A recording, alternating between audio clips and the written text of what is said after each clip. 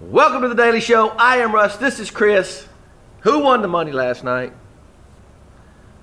Give me some of that. Give me a pound.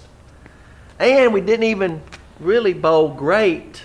No, 175, 168 plus our handicaps. But I think we're getting it. I think Gerald made a good point. At this point, we have the technique. We have to get an aggressive ball. Right. Well, I don't know. Man, I need an aggressive ball. Mine's pretty dang aggressive. Jason's his hand deals are perfect for me. I got to get a. Anyway, don't worry about that, man. We did good. We won one game, but we won the money. That's all we care about. Yeah. Now, I don't know if the guys on the R&D Sports Show are going to talk about this, but I'm going to get this out there real quick. Okay. Shamika Holdsclaw, she was at Tennessee. Tennessee Volunteer. Great basketball player there. Went on to be a great WNBA. I don't think she's still playing there anymore because it said former WNBA. Is now facing decades, is what they said. Decades in prison. Like 10 or more years. For assaulting her ex-girlfriend and teammate. And what she did was, in Atlanta, she followed her in her car, and when she stopped, she got out, busted the windows with the bat. Okay. Going crazy. Then pulls out a gun, pistol, fires into the car. Didn't hit her. I can't see getting that mad over a lover. I mean, these athletes, you got the double amputee dude shooting his woman. You got Holdsclaw beating her woman up and shooting at her. What's the deal, man? Man, I can't explain it. Other than you're on top and now you're not, you know.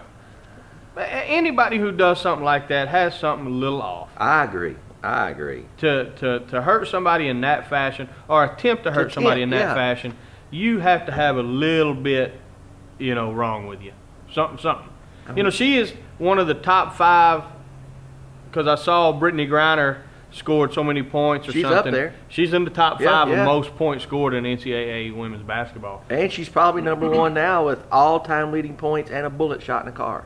But at least she will probably be one of the biggest ones in prison. Yes. Because she was like 6'5" or something. If they have a prison basketball team, she will be getting off.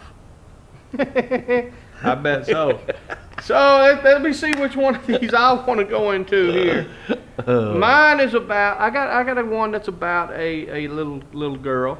What? But it's really a little boy. What? There is a young man by the name of Coy.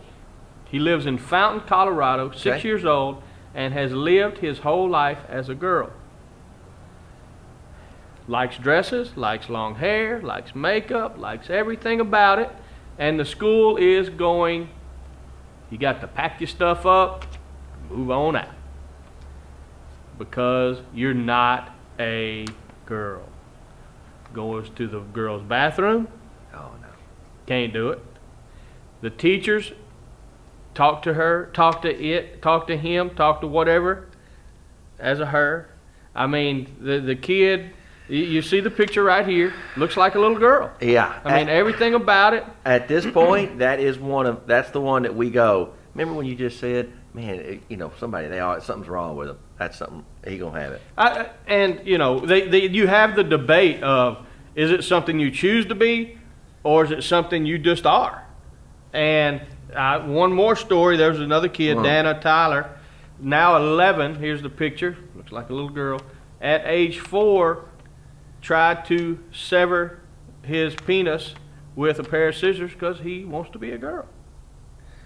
I don't understand how you know that at age 4.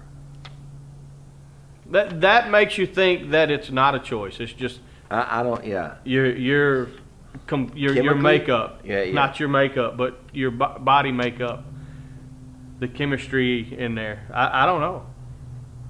Here is another picture of Sandy Patterson from Identity Theft. Sandy was a girl's name, Sandy is a girl's name, but it was unisex for Sandy Koufax. So go see Jason Bateman and Sandy Patterson in Identity Theft. I Just throwing enjoyed that it. out there. I enjoyed it. You know what? Speaking of movies, What you got? that was a great segue, Thank by you. the way. I Thank knew you. that's what you Thank were doing. Thank you. By the way, it is time for a movie. Yes, it is. And let's go see what Hoke has to say, because Thank you, Chris and Russ. And we are now coming into March. And if you're a movie buff, you know that every January, February, and every late August, September are the worst times of the year for movies. This year was no exception. So starting with March, they start to put out a little bit better product and a little bit higher quality movies. Or you would think.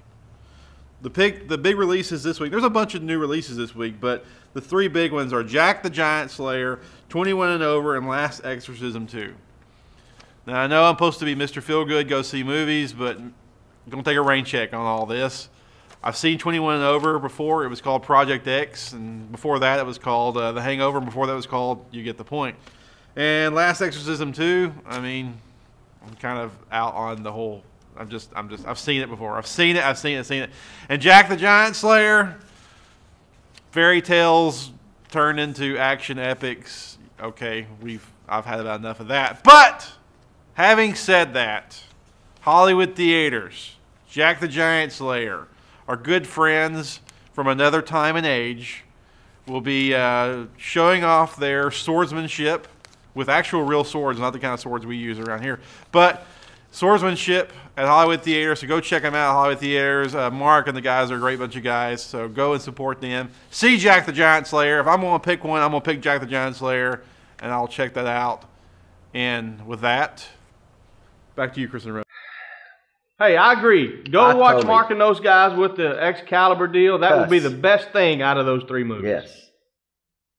And, you know, we're probably going to go see at least two of them. Probably. We will do that. And it will probably be the 21 and over. 21 and over, and I mean, I cannot get into Jack and the Beanstalk, but you know, with all the CGI, I probably will. No, I won't. One day that I was bored, I almost went and saw Hansel and Gretel. Oh no, I almost did, and it's the same dang thing.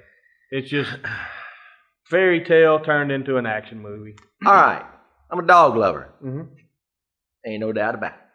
Dogs go with me if I'm going somewhere, and me and Steph are going. We pile them in the car, and they ride in the front, head out the window, driving around. Hair everywhere. Hair everywhere. That's one bad thing. But, and Hoke's got a gun. Hoke's got a gun. Keeps it under his floor in his little case. Well, a guy, I don't know his name, but I want to show you the picture of the dog right here.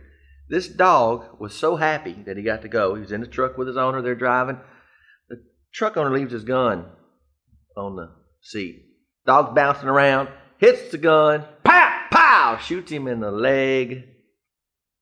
Ugh. And the police officer said, I have never in my life seen anything like this happen, but we will not detain the dog because we feel it was an accident. Didn't send him off for rabies testing or nothing. My deal is, I guess he hit the hammer or something. Yeah, busted bouncing around. But my thing is, would you go,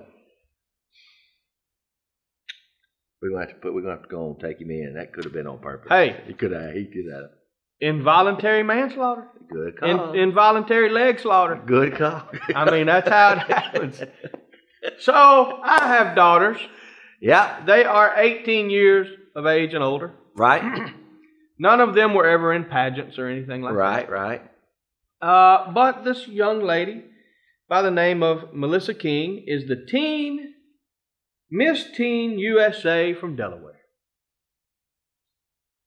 Or she was. Oh, what happened? Allegations of a sex tape. No wonder she won the teen votes. Oh, who's it with? It doesn't say, but it's only allegations. She stepped down. She is top of her class. She was Miss Everything. I believe and so. If it was just an allegation that something wasn't true, if there's no proof, which there must be proof or she wouldn't have stepped down. Well, once again, you don't want to, I know you say it, bad press, but if you hadn't even seen it and you're in that type of a world, you're never going to get back on top anyway. So I don't know if she was. I didn't see the tape. Yeah, that's a good call. Could have been on the bottom. But speaking of princesses, Princess Diana's dress is going on sale. The one she danced with John Travolta with. They say it will probably bring $1.2 million. Golly. 1.2 It's got to go to a charity. million. It's go to a charity. I think all of that stuff. All goes to a charity. Or whoever's running that I've never charity. understood that stuff. I haven't. But I don't have the money to. I wouldn't to give do that. $1 for that dress. But maybe that little boy would as he gets older. Hey, man, we're going to get out of here. And until tomorrow, I am Russ. This is Chris. Right.